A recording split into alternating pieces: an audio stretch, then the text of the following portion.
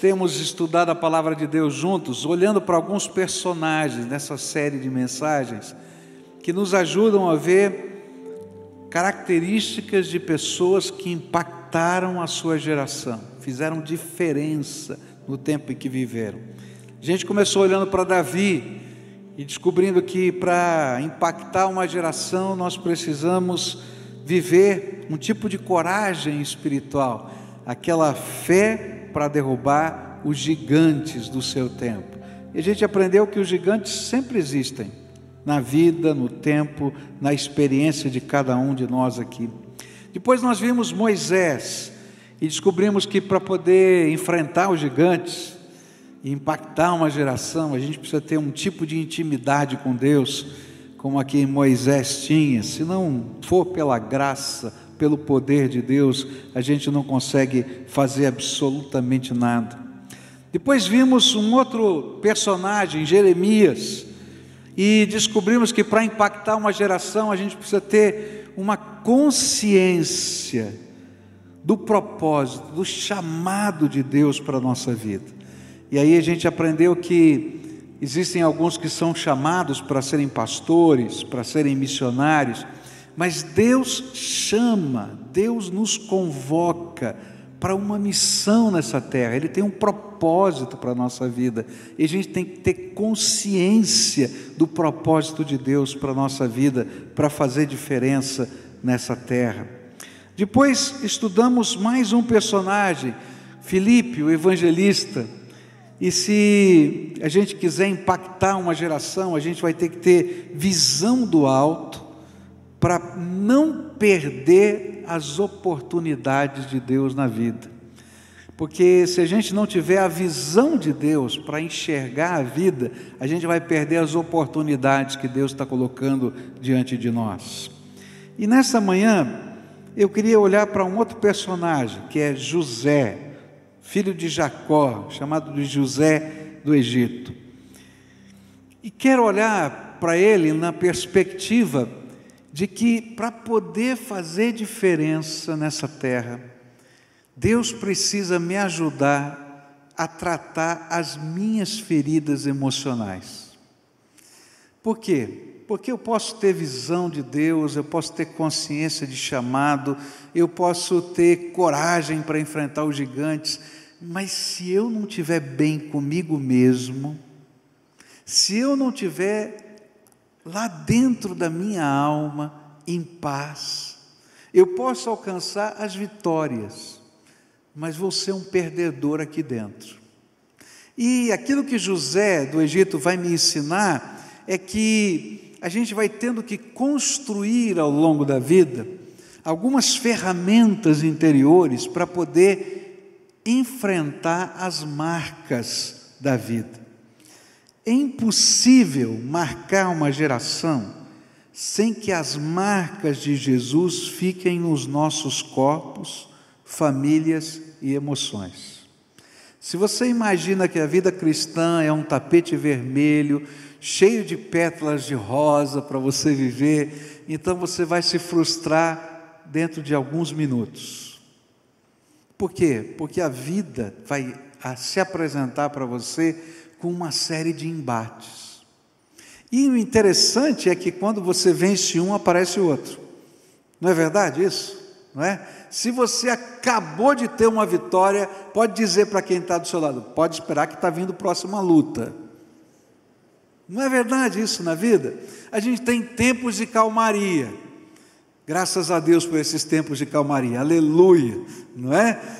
Mas também tem tempos de grandes batalhas, e é interessante que às vezes a sensação que a gente tem, eu não estou dizendo que é verdade, mas a sensação que a gente tem é que quando começa um tempo de batalha, vem tiro para tudo quanto é lado, não é assim?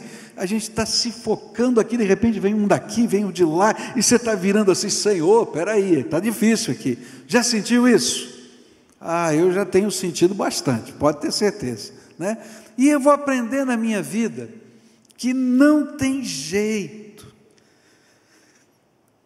Se acontecem coisas boas, também acontecem coisas ruins. Se a gente às vezes não deseja ter inimigos, e ninguém deve ter inimigo, mas às vezes aparecem pessoas que nos ferem no meio da jornada. Às vezes, irmãos, pessoas que nós amamos, são usadas pelo inimigo em meia jornada só para deixar aquela marquinha na nossa alma. Por isso, nós precisamos ter saúde emocional para poder trabalhar e caminhar nessa vida. E dos aspectos da saúde emocional é a gente entender que nada está fora do controle de Deus, e que a nossa força e alegria só podem vir de Deus, e que no tempo certo, nós que nos humilhamos debaixo da potente mão do Senhor, seremos cobertos pela sua graça. Quando a gente olha para todas essas coisas, a gente vai tendo que aprender a lidar com essas marcas emocionais numa perspectiva diferente.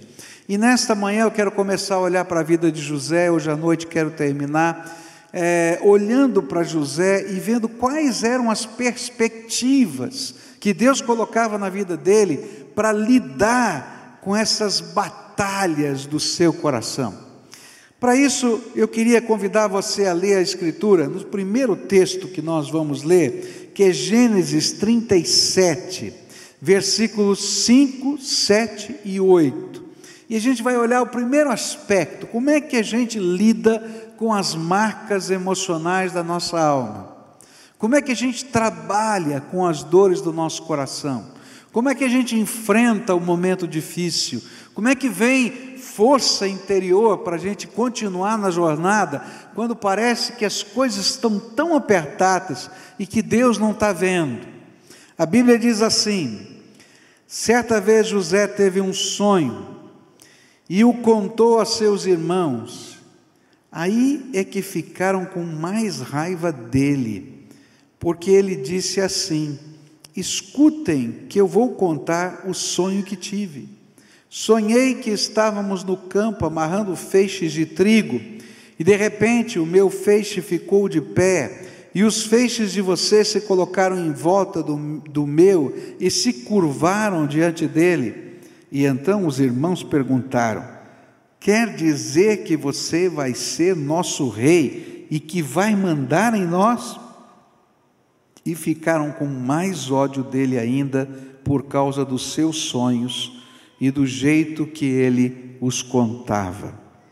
A primeira lição que aprendemos, se a gente quer lidar com as nossas marcas emocionais, é que Deus tem um plano e um propósito para a nossa vida.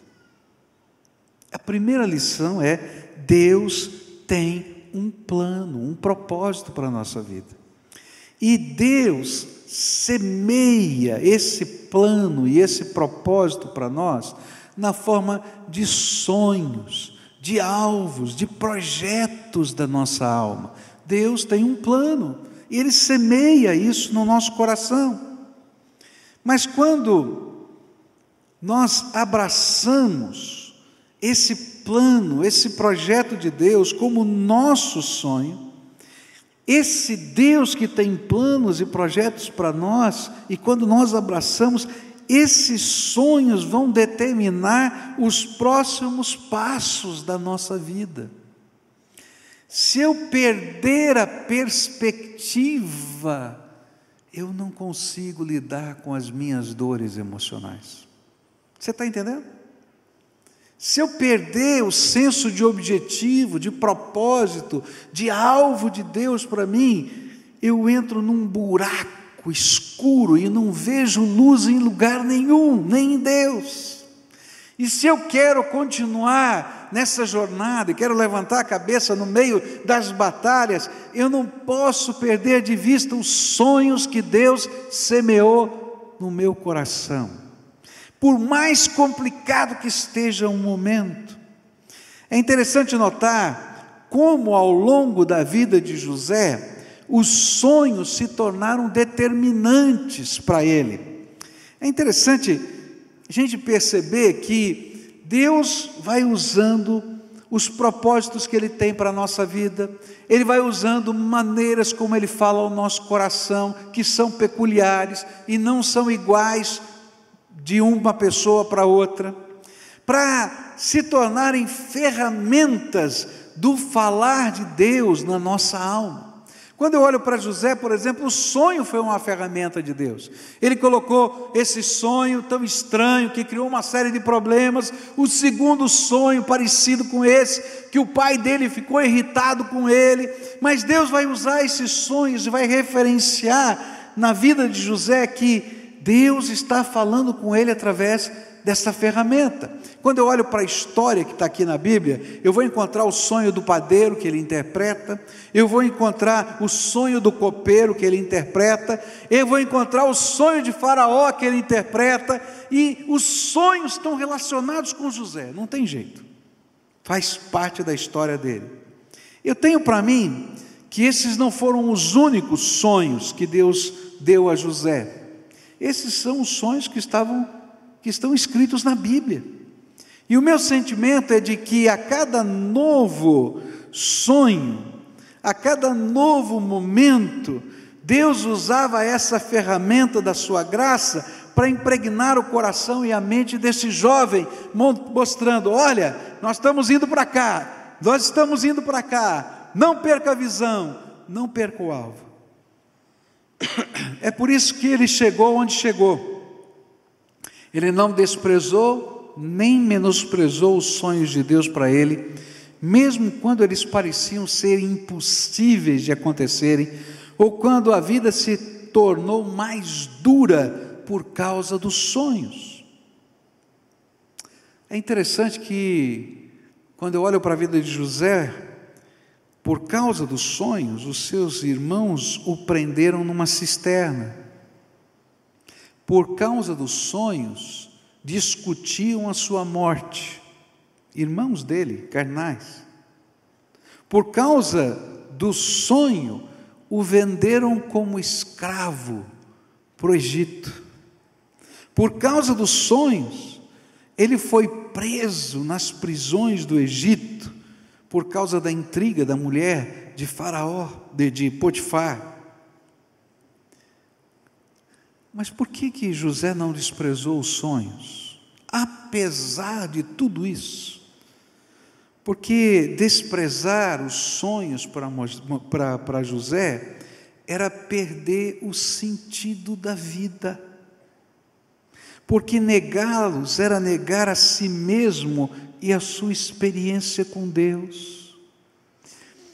É tão tremendo isso, é que quando você vive uma experiência profunda com Deus, e você tem senso de propósito na sua vida, os sonhos de Deus se tornaram os teus sonhos. Se você nega os seus sonhos, você entra num vácuo, porque você diz: espera aí, será que tudo aquilo que eu vivo com Deus de fato é verdade? E o que entra em jogo não são os seus sonhos, mas o Deus que semeou os sonhos na tua vida. Consegue compreender isso? Porque será que a maneira como eu escuto Deus falar no meu coração é verdadeira? Será que o propósito que Deus colocou e pelo qual eu tenho investido a minha vida, de fato tem sentido e significado? Essas são as coisas que estão lutando dentro de nós. Agora, se os sonhos são teus e não de Deus, então vou dizer para você, você vai entrar num vácuo cada vez que você perder uma batalha. Mas se os sonhos que você tem no seu coração, se os alvos que você tem na sua alma, vêm de Deus, então não importa o que esteja acontecendo, você tem foco, você tem visão, e a cada momento de angústia, luta e tristeza, novos sonhos de Deus vão estar lá confirmando na sua alma os primeiros sonhos que Deus colocou em você.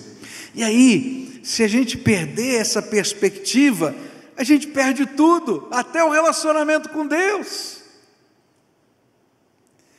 Porque aquilo que José sonhava vinha da sua intimidade com Deus. A grande lição que fica aqui é que, se você quer lidar com as suas dores emocionais, você não pode perder de vista os sonhos que Deus tem dado para a tua vida. Que os sonhos de Deus para nós nunca vão ser construídos sem lutas circunstanciais e lutas pessoais. Que esses sonhos não vêm seguidos de um grande tapete vermelho coberto de pétalas de rosa. Que eles são construídos com fé, a despeito das circunstâncias, em meio aos risos dos que não podem compreender no que cremos e ouvimos a respeito de Deus e de Deus.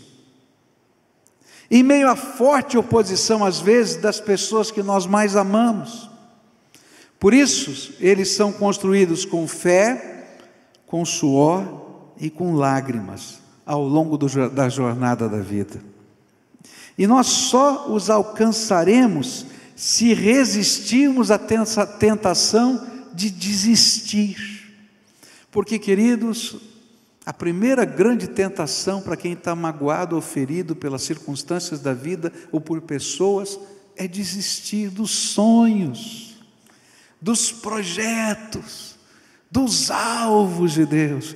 Querido, você está vivendo uma batalha intensa na sua casa? Quem sabe a luta mais dolorida que você esteja vivendo hoje seja a sua família. E talvez você esteja pensando: eu vou desistir desse sonho de constituir, de formar, de manter, de estruturar, de lutar pela minha família. Se esse sonho veio de Deus para você, e eu creio que veio, então quero dizer para você que você vai entrar num buraco e num vazio tão grande. Não desista dos sonhos de Deus para você. Se o sonho que você tem de Deus tem a ver com, quem sabe, um projeto de Deus na sua vida, você vai enfrentar um monte de batalha, um monte de incompreensão. Não desista dos sonhos de Deus para você. Se Deus te deu a visão e o sonho de lutar por alguém, às vezes a gente está lutando por um filho, a gente está lutando por uma pessoa amada, e Deus colocou um propósito, um sonho, não é uma coisa da tua alma. Deus falou com você. A primeira grande tentação que você vai sentir num momento de luta, de dor, de amargura, é desistir do sonho. Mas se o sonho veio de Deus, não desista. Eu quero falar um pouquinho sobre a vida de um homem chamado Wilberforce. Eu gosto da história de William Wilberforce. Esse homem, ele teve uma profunda experiência com Deus. O pastor da igreja dele tinha sido um capitão de navio negreiro, se converteu, se arrependeu dos pecados que ele cometeu naquele navio, maltratando os negros como escravos. E aquele homem vai e procura o seu pastor para dizer que ele tem um chamado de Deus. E aquele pastor, cheio do Espírito Santo, vai dizer para ele: filho, Deus não te quer como pastor, Deus te quer como político, para você acabar com essa coisa horrenda que é a escravatura na Inglaterra. E esse homem, cheio do Espírito, passa a ser o mentor de William Wilberforce, nessa época um jovem. E esse jovem cria um pequeno grupo em 1787, chamado Os Santos. Olha que coisa, Os Santos. E esse era um grupo político, de ação política, chamado Os Santos.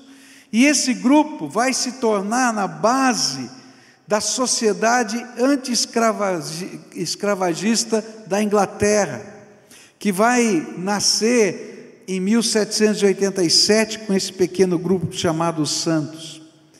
Esse homem vai viver grandes batalhas parlamentares contra os interesses dos escravagistas das cidades portuárias de Liverpool e Bristol.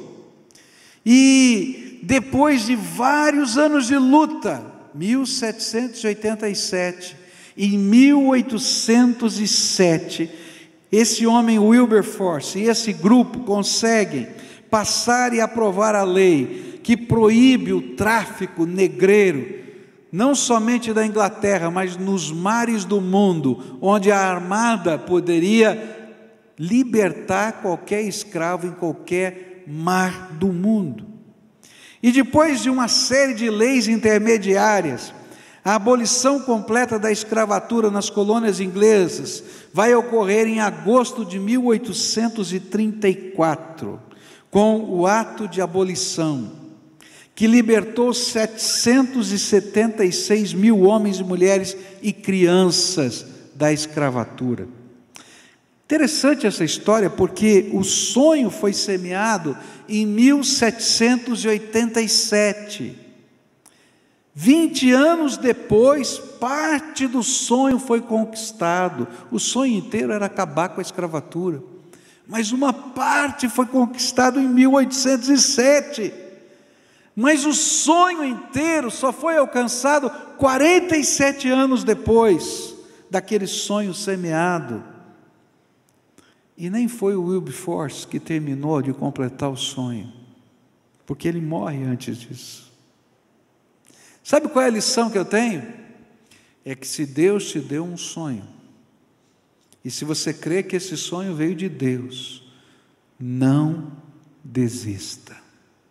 Olha para quem está perto de você e diz assim, não desista. Não desista dos sonhos de Deus para você.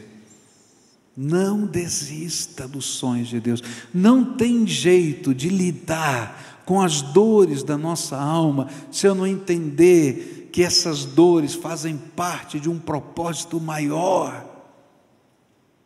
Porque senão é perder tempo. Mas se eu creio que faz parte de algo maior, eu não vou desistir.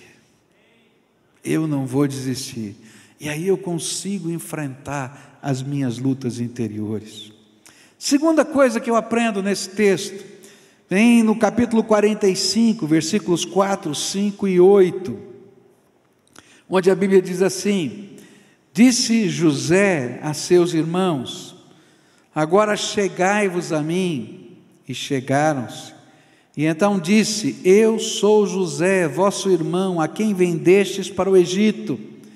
Agora, pois, não vos entristeçais, nem vos irriteis contra vós mesmos, por me haverdes vendido para aqui, porque para a conservação da vida, Deus me enviou adiante de vós. Assim não fostes vós que me enviastes para cá, e sim Deus que me pôs por pai de Faraó, e senhor de toda a sua casa, e como governador em toda a terra do Egito. Segunda coisa, se você quer lidar com as suas dores emocionais, você tem que confiar que Deus continua no controle. Confie que Deus continua no controle. Uma das grandes batalhas espirituais que todo servo de Deus enfrenta é responder a pergunta: se Deus está no controle, então por que Ele não está fazendo nada em meio à minha dor? Fala a verdade, você nunca teve essa dúvida na sua cabeça? Fala a verdade. Quem aqui nunca pensou, por que Deus não está fazendo nada? Será que Ele não está vendo? Eu já pensei, eu tenho que confessar isso para você muitas vezes, não uma só. E essa, queridos, é uma grande luta no nosso coração.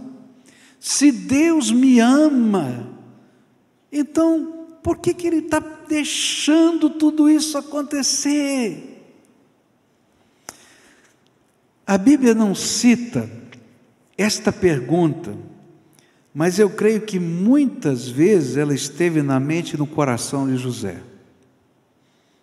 Senhor, se este sonho é teu, se estou sendo fiel, então por que parece que tudo dá errado na minha vida?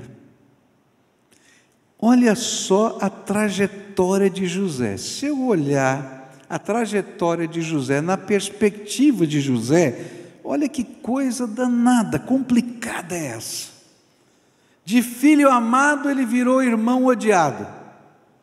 De irmão odiado ele virou exilado no lagar da morte. Jogaram ele lá naquela cisterna e estão discutindo como é que vão matá-lo. Do lagar da morte há uma vida de mera ferramenta humana, porque o escravo não era dono de si mesmo, ele era uma ferramenta humana. O dono dele poderia dispor dele da maneira que quisesse. De ferramenta humana a condenado à prisão perpétua nas prisões de Faraó do Egito. Não tinha data para ele sair daquela prisão, a prisão era perpétua. Mas se nós olharmos com os olhos de Deus, nós o veremos em todos os momentos dessa história. Quando eu olho na perspectiva de Deus, quando o ódio viraria morte, Deus colocou uma caravana para salvá-lo. Quando ele se torna escravo, Deus o coloca como administrador da casa de Potifar, e ele então desfrutava dos privilégios desta casa, e podia fazer o que ele quisesse, como ele quisesse, da maneira que ele quisesse, porque Deus honrou o seu servo. Quando lançado nas prisões do Egito, o Senhor o coloca em contato com o Faraó, que transforma esse homem em vizir do seu reino, em primeiro-ministro do seu reino. Mas a percepção mais importante não é esta. Ainda que Deus estivesse transformando o mal em bem na vida de José, o que importa é entender que Deus não estava pensando somente em José. Saber que Deus continua no controle é entender que Deus não está olhando só para mim, Ele está olhando para um propósito muito maior. Deus queria que através de José, toda a sua família fosse abençoada. Por isso, Ele o mandou lá na frente para o Egito, porque viriam anos terríveis de fome na terra, que envolveriam toda a terra, e se José não estivesse no Egito, e não tivesse olhos de favor para com Jacó e para com seus irmãos, toda aquela família talvez morreria de fome em Canaã, porque não haveria comida na terra. Mas Deus não estava só pensando na família de José, mas Deus estava olhando para o Egito. Esse povo que talvez ninguém tivesse pensando nele, Deus estava pensando e mandou José para preparar comida, não só para a sua família, mas para todo o Egito. Mas não só para o Egito, mas para o mundo em volta do Egito, que também passaria por essa fome. Isto foi o que José conseguiu discernir naquele tempo, por isso ele escreve essas palavras. Mas hoje nós podemos dizer que Deus queria construir uma nação, de uma família, e isso vai acontecer no Egito, por causa de José. Os filhos de Jacó se tornam Israel, o povo de Deus, o povo sacerdotal de Deus na terra. E Deus queria que José fizesse parte integrante da história da salvação para todos os povos na terra. Por isso a gente está pregando sobre a vida de José hoje. Quantos anos depois? Milhares de anos depois. E nem a mente mais sábia poderia discernir o alcance da bênção que Deus estava preparando através da saga de José. Nem você é capaz de discernir o que Deus está fazendo. Mas uma coisa os homens que são usados por Deus em suas gerações têm: a despeito de qualquer coisa, eles continuam crendo que o seu Senhor está no controle. Queridos, não tem jeito de você enfrentar as suas dores se você não crê que Deus está no controle, mesmo quando você não consegue entender, porque a sua mente não vai conseguir captar toda a intenção de Deus hoje, amanhã, depois de amanhã, anos lá na frente. Por isso, eles confiam, essas pessoas, na promessa de Deus, e a promessa de Deus foi dada para o seu antecessor Abraão, que dizia assim: ora, disse o Senhor a Abraão, sai da tua terra, da tua parentela, da casa do teu pai, e vai para a terra que te mostrarei, e de ti farei uma grande nação, e te abençoarei, e te engrandecerei o nome, sê tu uma bênção, e abençoarei os que te abençoarem, e amaldiçoarei os que te amaldiçoarem, em ti serão benditas todas as famílias da terra. Você não sabe o que Deus está fazendo, mas Deus continua no controle, e você não vai conseguir lidar com as dores da sua alma, se você não crê que Deus continua no controle. Você não entende o alcance das coisas que estão acontecendo na tua vida. Em 1993, teve um grande congresso de juventude, faz tempo, hein? 1993. Teve um grande congresso de juventude, e eu participei desse congresso de juventude.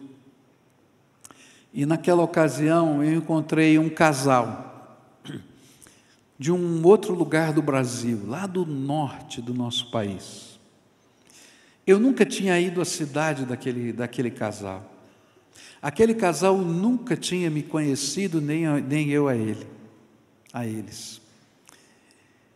E aí, de repente, naquele encontro, aquele casal me procura e diz assim: pastor, o senhor teve uma participação incrível na nossa vida. Eu disse: eu?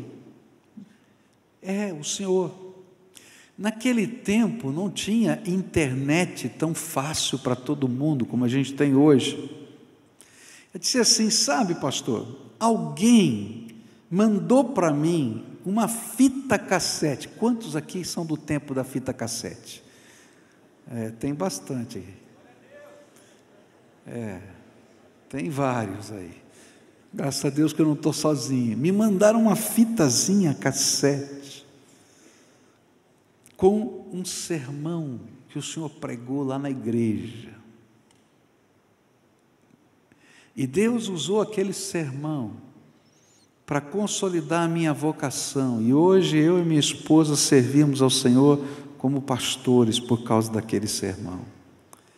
Olha, se foi em 93 que ele falou comigo, eles ouviram o sermão, foram para o seminário, fazia tempo, hein?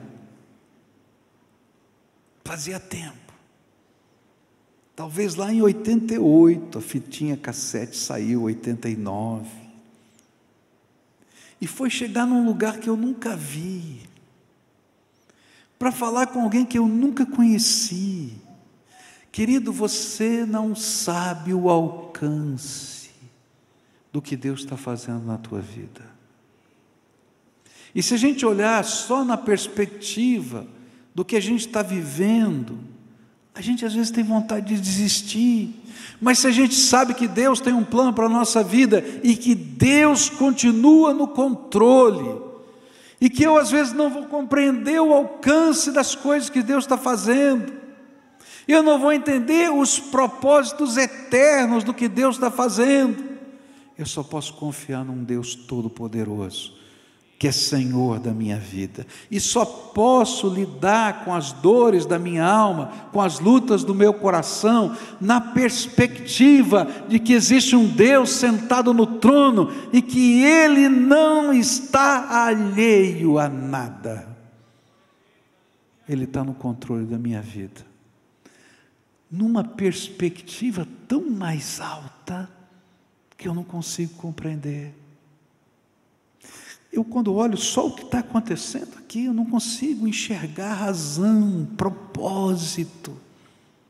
Mas quando Deus está olhando, e Ele vai repartindo devagarinho comigo, eu vou entendendo. Com certeza, quando José estava naquela cisterna, ele não conseguia entender. Quando ele estava lá, como fala o Salmo 105, com cadeias no pescoço, nas mãos e nos pés, sendo arrastado por um camelo, porque ele tinha que seguir o camelo com aquelas correntes fazendo barulho no deserto, blim, blim, blim, blim, aquela coisa terrível, e ele chorando, por que os meus irmãos fizeram com isso? Ele não conseguia entender. Quando ele foi vendido como escravo e alguém pagou um preço, esse homem, e aí começavam a olhar como se olhava cavalo para comprar escravo. Abra a boca, mostre os seus dentes. Era assim. Apertavam para ver os músculos. Eu acho que José não tinha muitos músculos não, porque ele era meio tranquilo nessa época. Sei lá se esse cara vai dar para alguma coisa, mas vou comprar porque ele é jovem, tem bastante tempo de vida aí para servir, e ele é comprado. E quando ele começa a servir, quando ele é engodado pela mulher de Potifar, e ele faz o que é certo, e o dono dele não acredita nele, e o manda para a prisão perpétua. Graças a Deus que mandou para a prisão perpétua, senão podia ter matado. Mas porque ele gostava do menino, ele manda para a prisão perpétua. Senhor, o que está acontecendo na minha vida? Mas quando ele se reencontra com os seus irmãos, ele pode dizer para eles: não foram vocês que me venderam, nem foram vocês que me jogaram aqui. Deus tinha um plano para a minha vida, e para salvar a vida de vocês, e salvar a vida do Egito, e salvar a vida dos povos que estão ao redor, Ele me colocou aqui na posição de vizir, ou o título, pai de Faraó, era o título daquela época, para governar todo o Egito, para que haja vida. Isso só o que ele conseguiu entender, sem contar o que Deus tinha para o revelar. Você quer lidar com as dores do seu coração? Primeira coisa, não desista dos sonhos de Deus para você. Segunda coisa, creia que Deus tem um propósito e Ele está no controle. Ele não perdeu o controle, Ele continua no controle. Ele continua no controle, Ele continua no controle. E se você pode continuar mais um pouco no meio dessa batalha, é porque Deus está no controle, e você confia nele, e você crê nele, e ainda que você não esteja vendo, você vai continuar caminhando, porque Deus está no controle. Nessa manhã eu queria orar com você, e hoje à noite eu quero continuar falando sobre José. Eu quero falar sobre 2 outros aspectos da vida de José: a fidelidade a Deus, a fidelidade aos valores, mesmo quando as pessoas não reconhecem o valor, e a restauração das pessoas na vida dele. 2 coisas importantes, mas hoje eu quero orar por você. Deus não te trouxe aqui por acaso, eu creio que Deus está no controle. Você veio aqui porque Deus te trouxe. Deus está no controle até disso, e Deus quer trabalhar as feridas do seu coração, e hoje Ele quer trabalhar esses 2 aspectos da sua vida. Não desista dos sonhos que Deus colocou para você. Quem sabe você chegou aqui dizendo: sabe de uma coisa, Deus, estou cansado, vou abrir mão dos sonhos.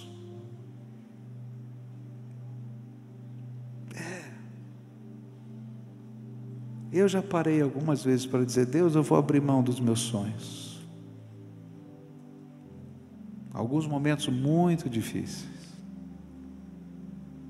Agora que a gente vai ficando de cabelo branco, é mais fácil. A gente diz assim: sabe, Deus, Já completou o tempo dos meus 35 anos de trabalho, já está chegando bem pertinho. Falta pouquinho. Então eu vou esperar mais esse pouquinho que falta e vou me aposentar. Eu acho que chegou. Aí Deus falou assim: já terminou a obra que eu preparei para você? Falei: bom, Senhor, não tenho certeza. Só quando você tiver certeza. Porque eu não estou olhando para esse tempo, eu estou olhando para o meu propósito na tua vida. Não desista dos teus sonhos. Está entendendo? Ah, Senhor, mas está tão pesado. Eu continuo no controle. Você não está entendendo, mas eu estou entendendo. Você crê em mim? Você confia em mim? Então deixa eu continuar no controle da tua vida. Mas e a dor que está aqui na minha alma, Deus? Eu vou te ajudar com ela, porque eu estou no controle. Eu vou te restaurar no tempo devido, como Ele restaurou com os irmãos, e a gente vai falar disso hoje à noite. Mas não desista e creia, eu estou no controle. Hoje eu quero orar por você. A você que está quase desistindo, você que está com o coração apertado, com a alma doendo, chegou aqui dizendo: Senhor, eu não consigo nem andar. Você está como José, com aquelas correntes no pescoço, nos braços e nos pés. E aquele camelo empuxando, você diz: Senhor, eu vou morrer aqui. Filho, eu continuo no controle. Eu quero orar por você. Quero falar da graça de Deus para você. Quero falar do poder de Deus para você. Quero pedir que Deus derrame graça para você continuar nesse deserto, até o momento que Deus restaure a tua sorte. Se você é essa pessoa a quem o Espírito Santo está falando, e por fé, você vai dizer: eu não desisto do sonho que o Senhor colocou no meu coração. E por fé você vai dizer: eu não estou entendendo nada, mas eu creio que o Senhor está no controle, por isso eu vou me largar nas tuas mãos outra vez. Eu queria orar por você. Vai saindo aí do teu lugar, porque eu quero orar por você hoje. Eu quero que você sinta a mão de Deus, que Deus te dê novos sonhos, renove a tua vida, renove a tua alma, renove a tua perspectiva, te dê nova coragem. Então, se Deus está ministrando na tua vida, vem para cá, eu quero orar por você. Vem, em nome de Jesus, pode vir, a gente vai orar juntos. E o barulho das correntes não vão mais nos afetar. E o calor da areia nos pés não vai nos impedir de chegar lá. Porque o Senhor está no controle. Eu não estou entendendo nada, mas eu creio que o Senhor está no controle. E eu preciso que o Senhor cure a minha alma. E quando eu começar a mexer nas coisas da casa de Potifar, o Senhor vai abençoar a minha mão, ainda que ninguém veja, eu estou vendo a tua bênção. E se eu estiver no meio da prisão, o Senhor vai me ajudar a interpretar os sonhos, porque eu ainda vou chegar lá na casa de Faraó, para cumprir o projeto que o Senhor colocou na minha vida, e ele vai se cumprir completamente, porque o Senhor está no controle. O Senhor está no controle. O Senhor está no controle. Vem, vamos orar. Se tiver uma família que está no meio dessa batalha, vem marido, esposa, filhos, vem todos, porque Deus está no controle. Se você está achando que é impossível, vem, porque é possível. O Senhor Todo-Poderoso está no controle. Quem podia imaginar, quem podia crer que aquele homem na prisão perpétua, sairia da prisão perpétua para ser o primeiro ministro do reino de Faraó, num único dia, só Deus faz isso. Se a gente olhar as probabilidades, está perdido, Se você ficar olhando as probabilidades, você está perdido. Eu quero crer nesse Deus que num dia, é suficientemente poderoso para mudar a minha história. Está entendendo? Porque Ele está no controle. Eu não vou olhar a perspectiva, eu vou olhar para cima, para o Deus Todo-Poderoso. Então agora a gente vai orar juntos, tá? Primeira oração é tua. Você aprendeu duas coisas hoje. Eu não vou desistir do sonho de Deus para mim. Então agora você vai dizer isso para Deus: Senhor, aquele sonho que o Senhor colocou no meu coração, que veio do Senhor, que não é da minha carne, que veio do Senhor, eu não vou desistir dele, não importa o que aconteça. Esse é meu voto contigo, não com as pessoas. Contigo, Senhor, contigo. Eu creio que esse sonho veio do Senhor. Segunda coisa, aquela vozinha de tentação que fica dizendo: Deus não está vendo, por que não se levantou para fazer nada? Não adianta nada isso. Você vai expulsar em nome de Jesus. Chega. Eu creio num Deus Todo-Poderoso, que me ama e está no controle da minha vida. E eu vou esperar pelo Senhor. Eu não entendo nada, mas eu vou esperar pelo Senhor. Faz esse voto agora. Eu vou colocar a minha vida na tua mão. O Senhor é minha esperança. Porque sem o Senhor eu vou ficar nessa cadeia para o resto da vida. Mas com o Senhor, um dia só, é suficiente para mudar toda a minha história. Então eu vou ficar com o Senhor, porque sem o Senhor eu não tenho esperança. Agora quero orar por você. Senhor Jesus, Tu conheces a profundidade daquilo que está acontecendo aqui na vida desses Teus filhinhos. Tu conheces a história, eu não conheço. Eu conheço a história de José e um pedacinho dela que estão em alguns capítulos da Bíblia. Mas Tu conheces toda a história. E nesta hora esses Teus filhos estão tomando decisões de fé. Eu não vou desistir do meu sonho, do sonho que o Senhor colocou no meu coração. Senhor Jesus, eu quero Te pedir agora, derrama da Tua graça, porque sem o Senhor eles não vão alcançar esse sonho. Então derrama da Tua graça, derrama do Teu bálsamo, manda os pequenos sinais que reafirmam os sonhos, como a bênção que o Senhor dava a tudo que José fazia, que o Senhor abençoe esses Teus filhos como sinal de que o Senhor está no controle. E Senhor, eu quero Te pedir uma coisa: abrevia o tempo da espera. Lembra-te, Senhor, que somos só pó. Abrevia o tempo, Senhor, da virada.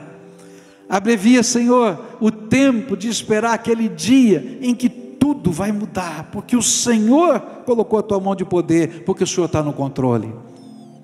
Então, Senhor, revela a Tua glória, revela a Tua glória, revela, Senhor, a Tua glória, revela, Senhor, a Tua glória, e que esses Teus filhos possam ouvir o testemunho do Espírito Santo nos seus corações.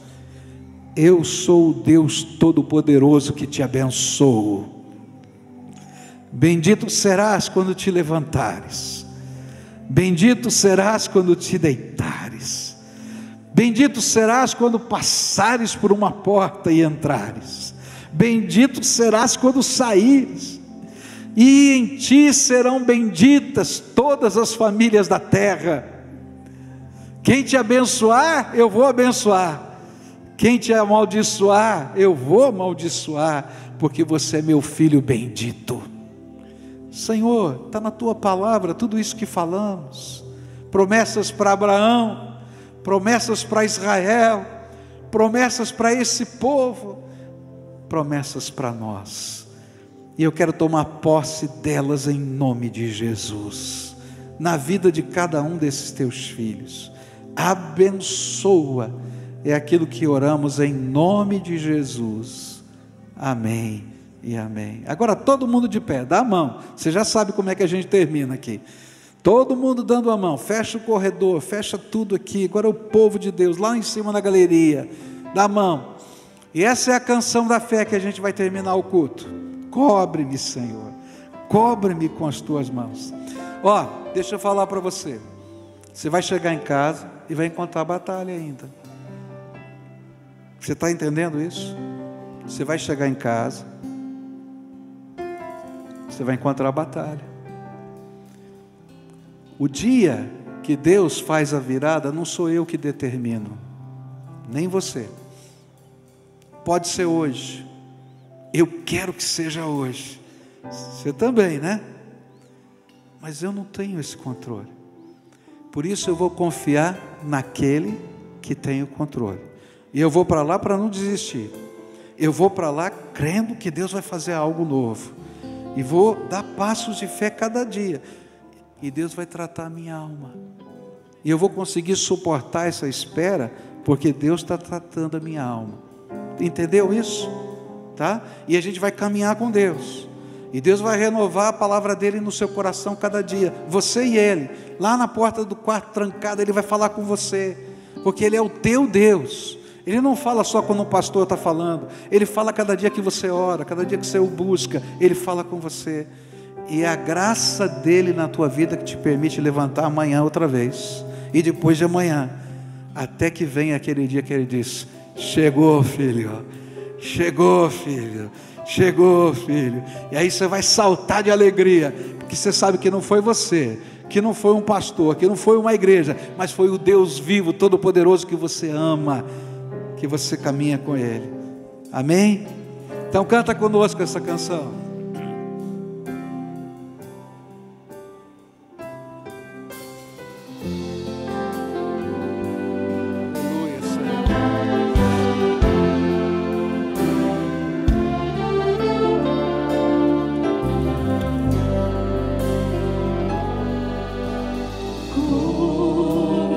É a nossa oração.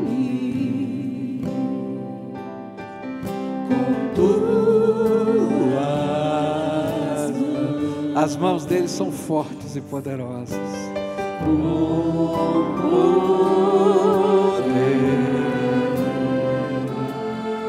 Vem me esconder, Senhor. Seu trovão e o mar seguindo vem. Sobre a tempestade eu voarei. Sobre as águas tu também. Ele é rei em qualquer circunstância. Descansarei, você.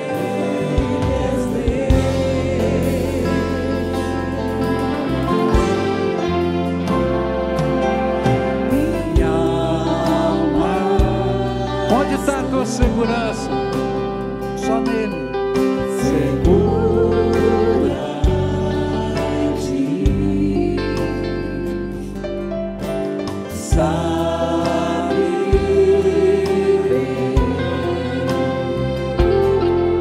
em Cristo vive está. Seu trovão e o mar seguindo vem. Sobre a tempestade eu voarei. Sobre as águas tu também.